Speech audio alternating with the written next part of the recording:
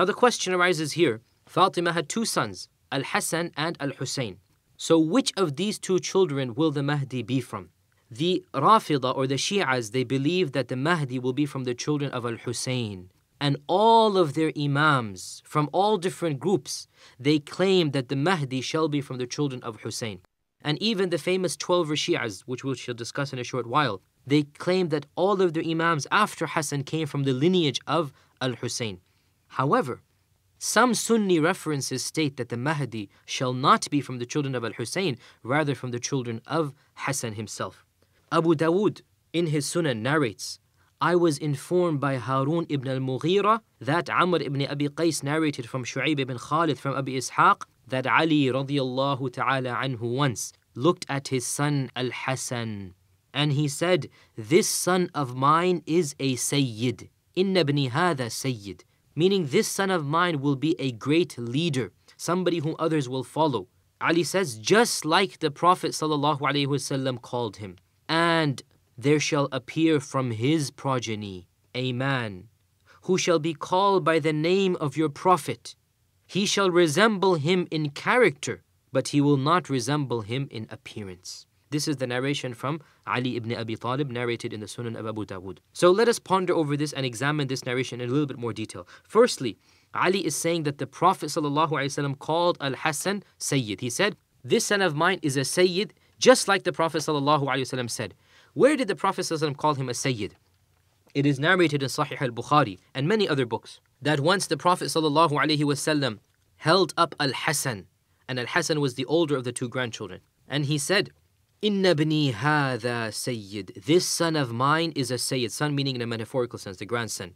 And perhaps Allah will cause through him two great communities of Muslims to achieve reconciliation.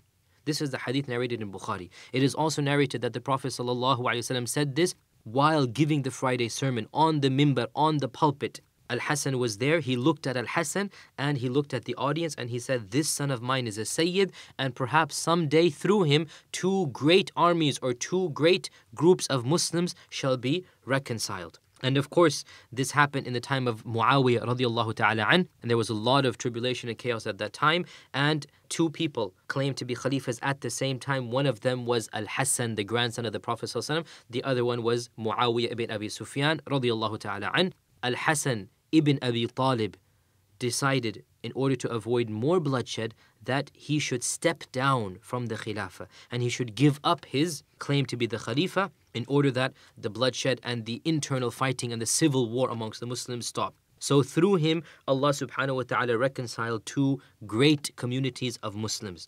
This is where the Prophet ﷺ called him a Sayyid. Secondly, someone will say, well, this is not a hadith. You have quoted me a statement of Ali radiallahu ta'ala an, that the Mahdi will be from his progeny. How can we accept it as being authentic? We know that the companions, of course, are greatly respected, but we don't base our religion upon the statements of the companions, do we? The answer to this is to respond that, of course, the individual opinions of the companions do not take the status of the laws of Islam, the source laws of Islam, the Quran and Sunnah.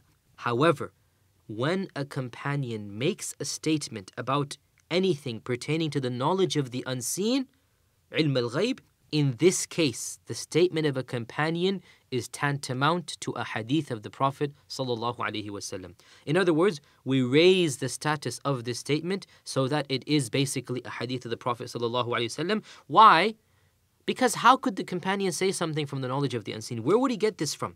He must have heard it from the Prophet sallallahu alaihi wasallam. So any statement of a companion pertaining to aqeedah, to theology, is automatically raised to the level of a hadith because he must have heard such knowledge from the Prophet sallallahu alaihi wasallam. Thirdly, this narration from Ali ibn Abi Talib would be a clear-cut evidence were it not for the fact that there is a very slight weakness in it. For it has a broken chain. Abu Dawood says, I was informed that Harun ibn al-Mughira said. And Abu Dawood did not meet Harun ibn al-Mughira because Harun ibn al-Mughira died before Abu Dawood was born. So there is a slight weakness in this chain, and therefore we cannot completely rely on it. However, even though this chain is slightly weak, there are supporting evidences that do show that the Mahdi will be from the lineage of Al-Hassan ibn Abi Talib and not Al-Hussein. So as we said, there is nothing 100% authentic in this regard. However, overall, the evidences that prove that the Mahdi will be from the lineage of Al-Hassan are stronger than those that prove that the Mahdi will be from the lineage of Al-Hussein. Ibn al-Qayyim, the famous scholar of Islam, writes in his extremely scholarly work Al-Manar al-Munif, and I quote, "Most of the traditions mention that he, meaning the Mahdi, shall be from the progeny of Al-Hassan ibn Ali. And in this fact, that he shall be from the progeny of Al-Hassan, is a very elegant wisdom. And that is that Al-Hassan gave up the Khilafah for the sake of Allah. And so Allah then made someone from his progeny be worthy of it. And he, meaning the Mahdi, shall be given the truth and justice by which the earth shall be filled up because of him. And such indeed is the sunnah of Allah amongst his servants. For he who gives something up for the sake of Allah shall be rewarded with better than it, or his progeny shall be given something better than it." And this is in contrast to Al-Hussein, for he was keen on attaining the Khilafah, and so it was not granted to him, and Allah knows best. End quote from Ibn al-Qayyim. Now here we must explain briefly what happened, and that is that both Al-Hassan and Al-Hussein, they desired to be the Khalifa. Not because, we seek Allah's refuge, they were greedy for it, but because they felt that they would be better for the Muslims than anyone else. Al-Hassan actually became the Khalifa, and for 6 months he was the Khalifa over certain areas of the Muslim lands. Muawiyah also claimed to be the Khalifa in another part of the earth, that was Syria and the land surrounding Syria. And Al-Hassan was in Mecca and Medina and other places. So Al-Hassan felt that if he continued the post of the Khilafah, another civil war would erupt. The Muslims had just finished the worst battle, or of the worst battles that had ever occurred. The battle of Siffin, the battle of the camel, of Jamal, all of these civil warfares that had engulfed the Muslim Ummah.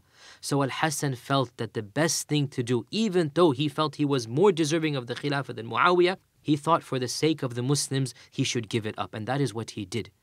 And that is why the Prophet ﷺ praised him, that he would cause reconciliation between two great communities of Muslims. And Muawiyah radiallahu ta'ala an felt that he would be the better person for the job, so he accepted the resignation, or if you like, the fact that Hussein gave himself up, the Khilafah, he accepted this and he treated him very, very nicely, and he respected him the utmost respect until Al-Hassan died.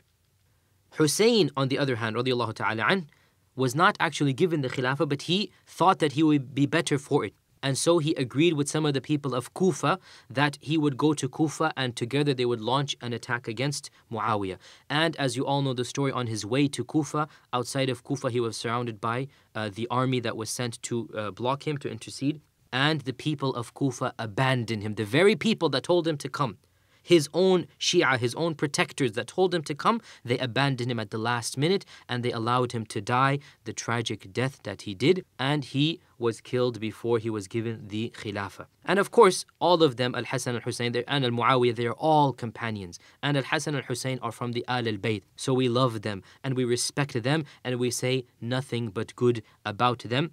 Al-Hassan gave up his Khilafah in order to unify the Muslims. Therefore, inshaAllah, the Mahdi will be from his progeny, and his progeny shall get back what he gave up for the sake of Allah Jalla Jalaluhu. Also, the Mahdi has been described with some physical characteristics. It is narrated in the Sunan of Abu Dawood and the Mustadrak of Al-Hakim that Abu Sa'id al-Khudri narrated that the Prophet ﷺ said, "Al-Mahdi minni, the Mahdi will be from me. أجلى الجبهة وأقنى الأنف. He shall have a large forehead and he shall have a perfect nose, meaning the nose will not be flat. It will be long and perfect, a very handsome nose. يملأ الأرض قسطا وعدلا. He shall fill the earth with truth and justice, just like it was filled with injustice and evil before him. And he shall rule for 7 years. Ibn al-Qayyim said, this hadith, its isnad is good. As-Suyuti said it is authentic, and Al-Albani said it is hasan. These are the only authentic physical characteristics reported about the Mahdi, that he shall have a large forehead. Some scholars interpreted the large forehead here means that his forehead shall be bare. In other words, he'll be bald from the front, and that is why the forehead shall appear large. Others basically meant that his eyelashes will be a bit low, so he shall appear to have a large forehead. Either case, from this we can say that the Mahdi will not resemble the Prophet ﷺ physically. And that is what Ali radiallahu ta'ala anhu said, that he shall resemble the Prophet ﷺ in his character, but not resemble him physically.